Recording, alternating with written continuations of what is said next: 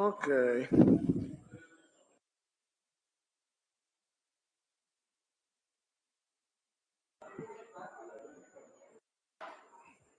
Quick check. Can you hear from home?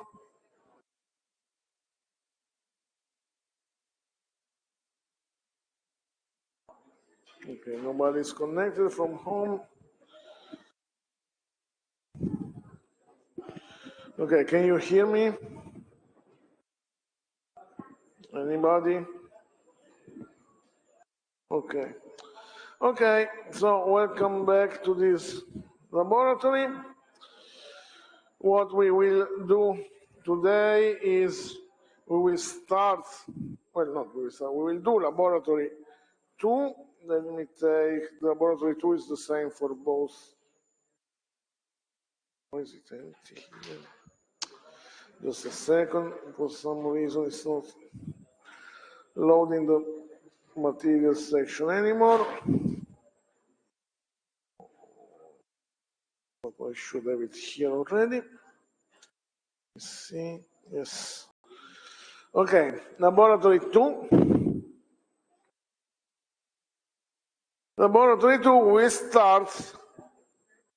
we start manipulating the data that then we will use both for the laboratory and for the project. Most of the laboratory will work with the same data with few exceptions where this data is not enough for our needs, and we will discuss it when it comes. We work with this iris dataset that is a dataset that is publicly available that contains pictures of flowers. Well, actually, the original dataset was picture of flowers. Our dataset is not pictures of flowers. Our dataset contains the measurements of the characteristics of the different flowers. So, sorry, it's not pictures of flowers, it's characteristics of these different flowers. The different flowers have been measured. In particular, 4 quantities have been measured for each flower that corresponds to the length of the petal and some other characteristics, the width of the petal and some other characteristics that if you're interested, you can read on. There is a README with the description of the data. Essentially, these are measurements of the characteristics of the flower, which will be different from different kinds of flowers. In particular, we have a dataset that contains 3 classes, so 3 different flowers. And actually, again, let me see this picture here. We will have 3 different kinds of flowers, so 3 different families. These are the 3 families that we will consider. Each of them is characterized by different width of the petal, by different lengths, and what is called sepal width and sepal length. So these are, again, measurements of characteristics of the flower. Our dataset contains the measurements for different samples, so several flowers, 150 flowers have been measured, and the measurements, I guess they're expressed in centimeters, are collected in a dataset. So we have a dataset where the features are already feature extracted from the objects that we want to classify, in this case through measurements of some characteristics of interest. So the feature extraction here, is, as I said, has already been done by whoever built the dataset and decided that those are features of interest that we can use to classify our flowers.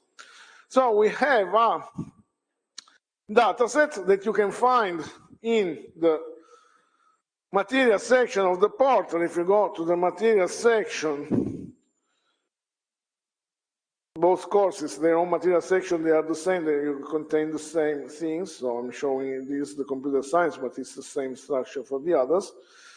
You have in the solution folder a CSV file which contains the dataset, and the README file that is associated to the data, to this dataset that contains the information of the dataset that we are going to use. So the README file contains the name of the dataset, source, and all the information that is available on the dataset. Now, the dataset appears how? We have a list of samples. Each row corresponds to one flower, and we have a sequence of 4 values separated by comma, and then a 5th value that is the label of the sample.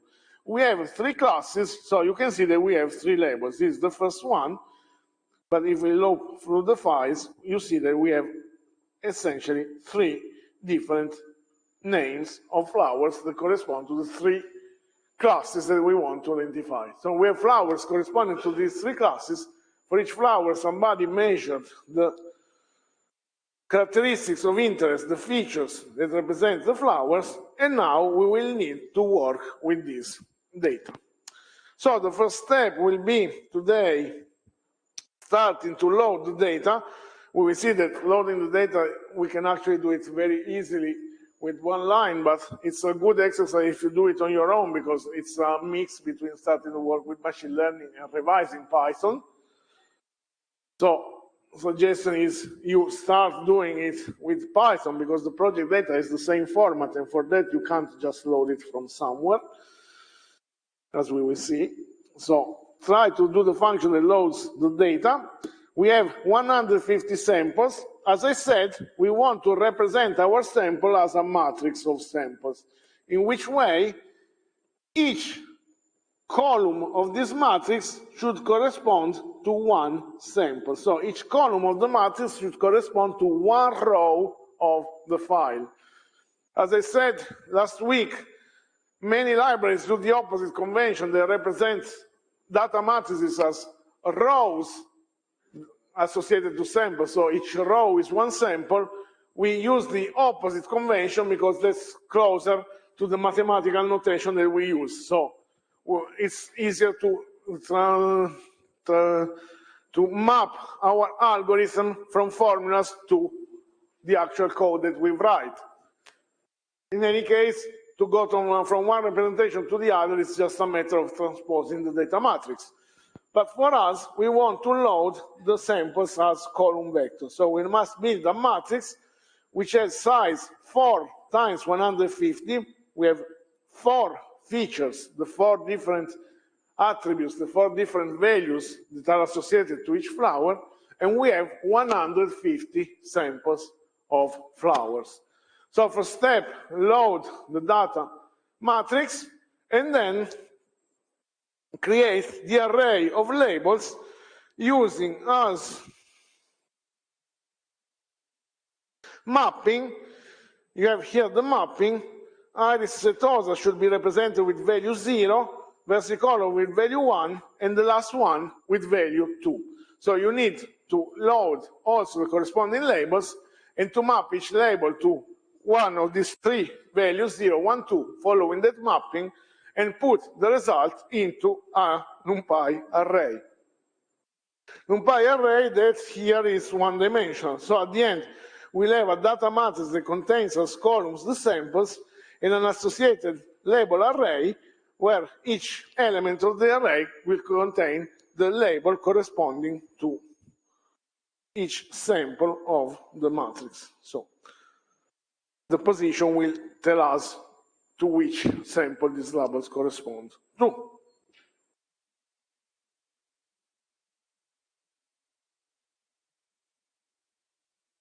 Then once you have done this, you're asked to visualize some characteristics of the dataset. You will need to plot histograms. We'll plot what are called normalized histograms, that is, histograms that represent a density. What does it mean? It means that you may be used to have histograms where the bar height represents the number of elements in the bin or the frequency of elements in the bin. Here we will use a different kind of histogram where the bar height is normalized so that this histogram behaves like a probability distribution. That is, when I plot an histogram, the area under the bars should sum up to 1.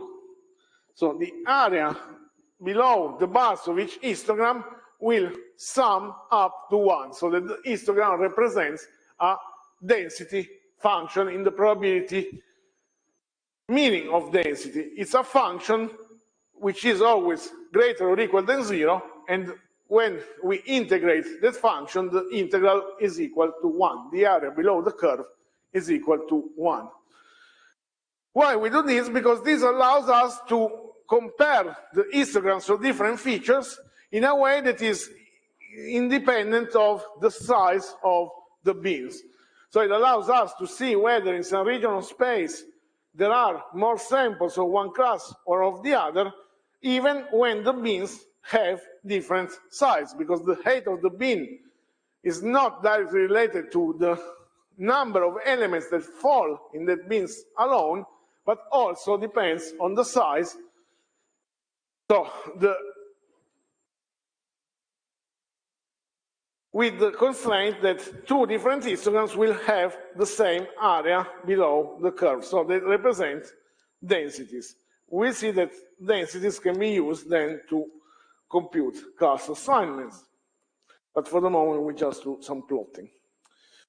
Here you have some instruction on how to do the plots for the three classes. So you will be asked to do the plots for the three classes separately. And then you will be asked to compute pairwise scatter plots. What are these? Well, we have 4 features, so we can consider all possible pairs of features. So feature 0 and 1, 0 and 2, 0 and 3, then 1, 2, 1, 3, 2 and 3, and if you want the opposite, but they do not give us any other information because they are the same. And compute what we have seen last week are scatter plots, that is, plots where each point represents one sample and the feature values are the coordinates of the point. You can use for this the scatter function we have seen last week, where you provide the coordinates of the different samples, or you can use function plot. Then once you have done the plots, you are asked to compute some statistics on the dataset, in particular dataset mean, and what is called, so the mean is defined in this way, and here you have some instruction on how to do it efficiently. Read them and try to figure it out. And then we will compute another thing that we will use later that is called covariance matrix, and in particular empirical covariance matrix, that is defined in this way. It's the sum over all elements of what we consider each sample minus the mean of the dataset, and we multiply this by the transpose of the same sample. So if this is the centered sample, xi minus the mean, then we multiply each sample by itself, transposed, and we sum over all samples in the dataset. And then we divide by the number of samples. So here is large n. We see what this represents when we get to we start using this kind of objects next laboratories. For the moment, try to compute it, because then we will need this kind of objects later. Finally, the last thing that you are asked to compute is the variance and standard deviation of each feature, and again, you have here some instructions on how to do it. Then, as I said, each laboratory will have some project parts. In this case, we will just start loading the data and do some analysis on the histograms and the scatter plots of these data. These are things that you should do on your own, and you should answer the analysis question, because these questions can be the questions that appear at the exam. So one thing that we will do, for example, is we will link, when time comes, the analysis of what you see today on the histograms with the characteristics of some classifier that will explain why some classifier works better than another, once we have shown how what you observe today is mapped to the characteristics of the classifier. Questions on this? Okay, you can start. If you have questions, you can come, and you have, of course, the solution online under the file iris.py if you get stuck. but suggestion is that you try first before looking at the solution.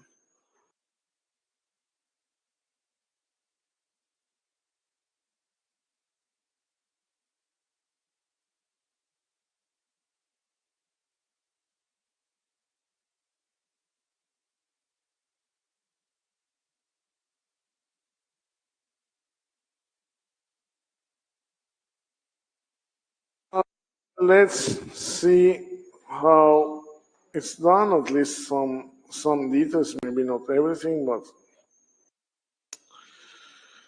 okay, first step, loading of the data. Loading of the data here, we use simple way. We create a list of column vectors first, and then we will stack as a matrix as suggested, and then we create a list of labels that we will convert to a array of labels, and then we have a dictionary that maps the different strings to the corresponding integer label that we will use to do the mapping. We open the file. Here we use a Python construct for opening files that ensures we forget about closing. So rather than opening explicitly the file, we can use this with keyword, open file name as f. So this as is also a keyword. It will do the assignment. We will call open on the file name. We'll assign the results to f, but additionally, it will automatically close the file when the block ends. So that's how you would find, again, we see how code is written in real problems. If you do it with f equal open and then you close, everything is okay, it doesn't matter. You may find things done in this way in real tasks. It's just another way of opening the file that ensures that we automatically close the file. Inside here, nothing changes if we were using directly f equal open of file name. Then we iterate over the lines of the file. Each line is one feature. Here we do some error checking, so if we find a line that we cannot process, we just skip it. That may be useful if, for example, your file has an extra line at the end or things like this. So you avoid issues if you, by mistake, have an additional empty line at the end of the file, but it's not really necessary. Then for each line, we split the line on commas, because comma is the value that separates the different fields. So with a comma, we split, for example, the first line in the string 5.1, 3.5, 1.4, etc. The first four elements, so all the elements except the last one, here we use an index that works regardless of the number of features. So from 0 to -1 excluded. -1 is the last element of the list. So take everything except the last element of this list. So just the first four values, which corresponds to the string, correspond to the strings that contain the first feature, the four features as strings for the first feature vector. We convert everything to float. We have seen that we can do this with a for loop. We have seen that there exists a thing that is called list comprehension. Maybe, I'm not sure we have seen it with you last time, but essentially, did we see list comprehensions with you? Essentially, whenever you have a sequence and you want to create a list out of the elements of this sequence, you will do something like this. You will create an empty list which contains the elements, then you would iterate over the sequence, then you will compute the output, the transformation from the elements of the sequence to what you want to put in the new list, and then you would append the new value. Now, in Python, this can be condensated in what is called a list comprehension. The syntax is you open the square root, then you have an expression here, followed by keyword for variable in keyword, again, sequence. This looks like a for loop. What it does, it runs as if it was a for loop where I iterates over the sequence. Each time, it will compute the value of the expression, which typically will depend on I, but not necessary. And then we'll create a list out of the values that it obtains. So essentially it applies this expression to all the elements of the sequence, in this case, if this is an expression that depends on I, and creates the output list. In this case, we apply the expression float of I. Each time we call it with a different value of I. So we iterate over the sequence of features as string. For each of these features, we compute the expression float of I, which converts the string into a float, and we'll build the corresponding list. The result is the same features, but this time represented as a list of floating point values rather than a list of strings. And then this is a list of values, we create an array.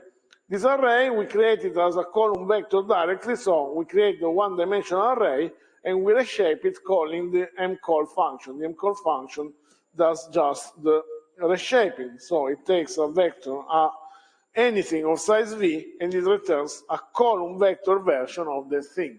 So it takes the size as the first element, the number of columns, and one as the number of rows, and one as the number of columns, two-dimensional column vector. Then all these are appended in the list, the list. At the same time, we take the name of the label from the last element of the line. We split again on comma. We take the last element. That's the name of the label. We strip it because it may to remove if it's there blanks and new lines, just to be safe that it looks exactly like this kind of strings. We convert it to numerical labels through the dictionary, and we append to the list of labels. At the end, we horizontally stack the column vectors that were in the list, this creates a matrix which has these vectors as vectors of the matrix. These are column vectors. And we create an array of lists from the list of labels. Sorry, an array of labels from the list of labels. Here we use integer values because the labels are integer. Now, if you've done this you can reuse for the project dataset. For Iris dataset, we can actually load directly from the library. This is how we will do it in the next laboratories typically, but you can use the previous function. The dataset is already in this library, so if we import this library and then we load from the load Iris function, it will give a dictionary with two fields, data, which is the data, and target, which are the labels.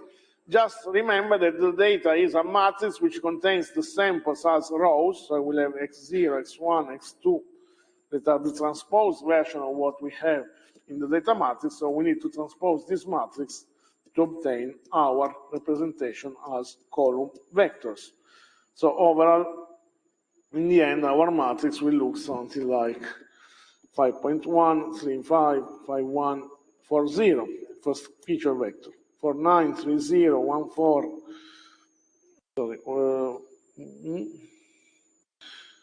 sorry, not like this. Let me see, I put the wrong values there.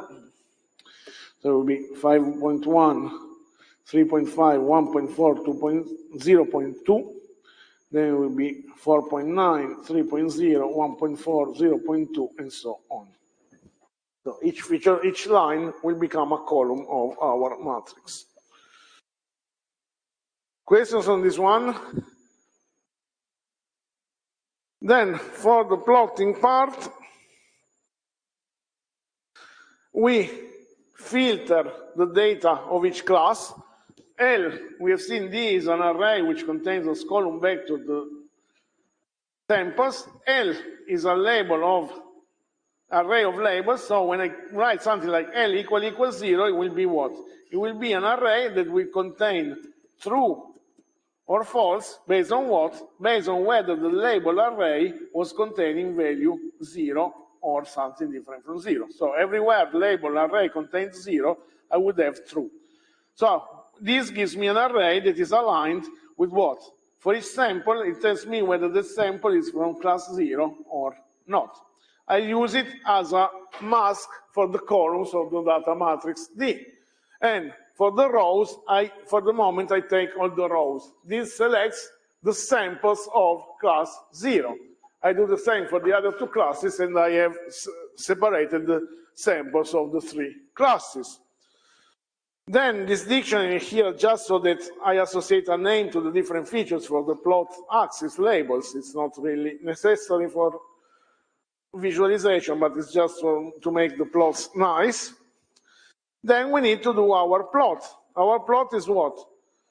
Well, for all the features, we create the corresponding histogram of the features of the three classes. So a loop over the indexes of the features. We each time create a new figure that will contain the three histograms for the three classes for that feature.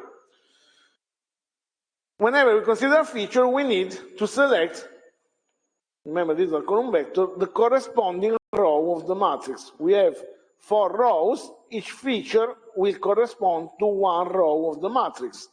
So when we want to plot the histogram for class 0, we select row 0 from the matrix of samples of class 0. In general, if this is a plot for feature dIdx, we select feature dIdx from the matrix. This will be a one-dimensional array. That is what hist expect to receive. So we don't get a one-row array because hist wants a one-dimensional array. So we use directly the index so that the output is a one-dimensional array. Then we give the number of bins, and you can try with different values of bins. Density we already discussed. Alpha is just a parameter that controls the opacity of the plot. It's there just that one plot doesn't cover completely the other, but you can see some transparent. It looks somewhat transparent so that you can see the plots of the other classes if they fall one on top of the other. And here it's just repeated for the three classes. If you provide label, then if you call the legend function of the library, this will build a legend for the picture using the names that you pass here as label for the plot. So this is just to make the plot legend nice.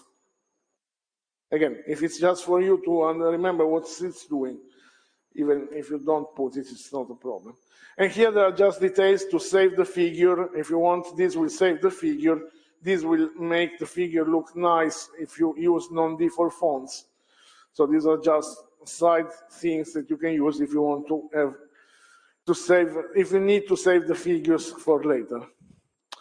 Scatter plots, it's similar, but this time we consider all pairs of figures, of features, so features 0 and 1, features 0 and 2, features 0 and 3, and so on. We actually consider also features 0 and 0, but scatter plot of features 0 and 0 doesn't make sense because we would have all the samples on one line. So this one we just skip. For the others, we just plot the components, the two features that we are considering, as if they were the x and y coordinate of a Cartesian plot where the samples are the points. We can call the scatter function by providing x coordinates and y coordinates of the points. The x coordinates will correspond to the feature of index dIdx1, and the y coordinates will be the feature components of dIdx2. What does it mean? It means that, for example, if we are considering, let's put again numbers for the first number for the first sample. Then when dIdx is equal to 1 and idx1 and dIdx2 is equal, for example, to 2, I'm doing the scatter plot of feature with index 1 and feature with index 2. So I will take row 1 as the x coordinates of my samples, this row 2 as the y coordinates of the samples, pass them to scatter plot. Scatter will put a point in correspondence of each coordinate. So here, in this case, first point is 3.5, 1.4, I will get a point here. Then the second coordinate here would have value 3.0 and 1.4, it will put another same point here. So this is 3.4 and this is 3. And that's done automatically by the scatter function. You do it for the 3 classes, you end up with, every time you call a plot function, it will typically change the color. If it doesn't, if you want, you can specify also the color that you want. But here it wasn't passed because it does it automatically. So every time you call scatter, it will change the color of the plot because it assumes it's a different plot. So in the end, you see each class plotted with its own color on the scatter plot. Again, these parts are just there to make to save and make the figure prettier.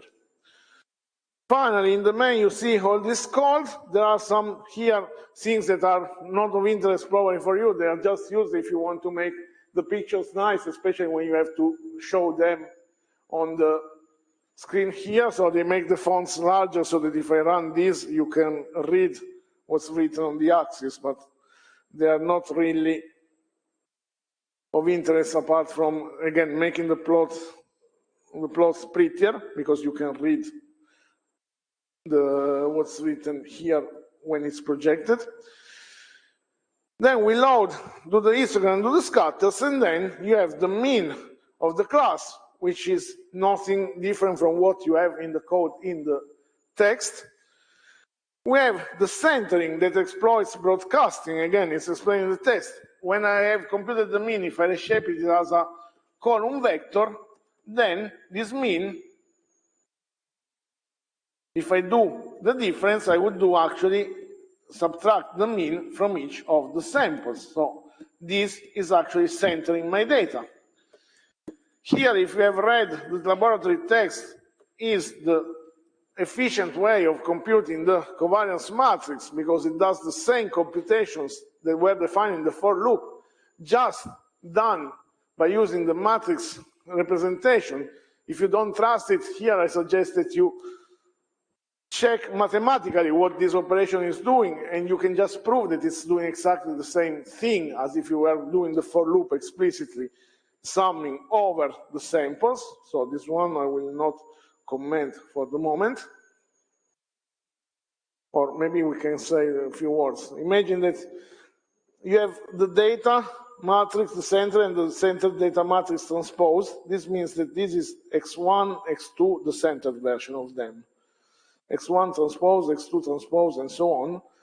When you do matrix-matrix multiplication, you can see it as multiplying the row of one matrix times the columns of the other, but you can also see this as taking each column of this matrix multiplied by the row of the corresponding row of the other matrix and then summing. So essentially you're doing the outer product of this times this plus x2 times x2 transpose plus x3 times x3 transpose.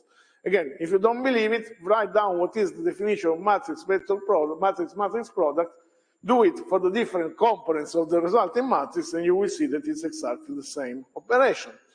But this operation is exactly how we defined the covariance matrix. Then you have variance and standard deviation, and then you can repeat the same thing as it was required for the 3 classes. This time we do the same code, but we just need to extract the data of each class. We already saw how to extract the data of each class. We take the data matrix, we take all the rows of the data matrix, and then we use a Boolean array that acts as filter for the columns. How? We take the one-dimensional label array, we transform it into a Boolean array that tells us true or false based on whether the label is equal to the value that we are considering at each iteration of the for loop. At each iteration of the for loop, we change the class label. So whenever class is 0, then the Boolean array will have true for the samples that have label 0, and then we use this as a mask to select only those columns for which the mask is true. So we select only those columns which corresponds to samples where the label is CLS. So at each iteration it will change, but it will always take the samples of one class. And then we just compute the mean, the covariance matrix of that class. The same thing, but this time we use the class data, variance and standard deviation, and that's all. Questions? Okay, with you, I think see you tomorrow because we have lectures tomorrow, so if I remember right, right? Yes. Okay, so see you tomorrow for the lecture.